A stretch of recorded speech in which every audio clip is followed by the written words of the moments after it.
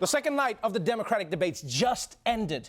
And of the two nights, this was the debate everybody was waiting for. You know, if last night was a small lower back tattoo, tonight was Mike Tyson's face. Because coming into tonight, we all knew it was about beef. The stage is set for a second heated showdown. Joe Biden and Kamala Harris facing off just hours from now. High-stakes rematch. Joe Biden and Kamala Harris facing off again tonight after her blistering attack in the first debate. Biden vowing he won't be so polite this time. Joe Biden telling donors it's no more Mr. Nice Guy. I was probably overly polite in the way I didn't respond. Yes, according to Biden, the last time he didn't do well was because he was overly polite, which is a convenient excuse for getting your ass handed to you. I used that same excuse whenever I lost a fight in high school. The only reason he was able to shove me in that locker is because I'm a gentleman. So in the build-up to tonight's debate, the main story was Kamala Harris versus Joe Biden. But because Cory has also been going after Biden for the past couple of weeks, tonight's debate was set up for fireworks, especially once we found out where everyone would be standing on that stage.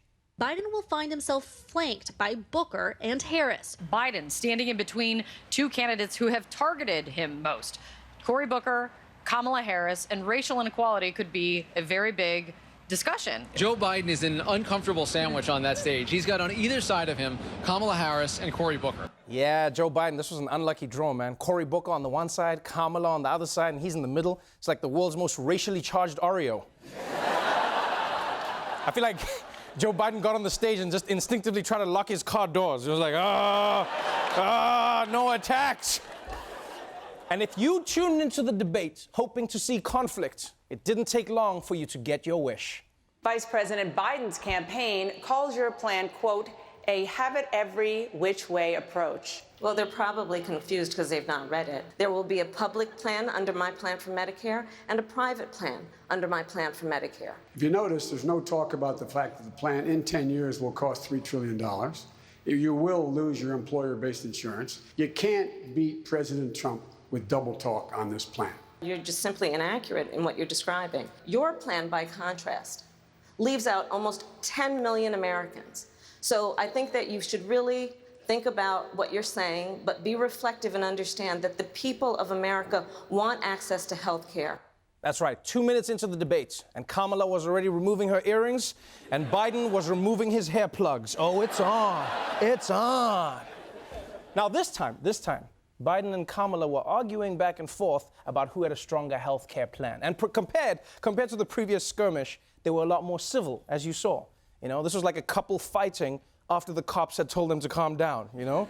Just like, nah, I'm trying to keep my cool here, but your health care plan ain't shit, just like your mama.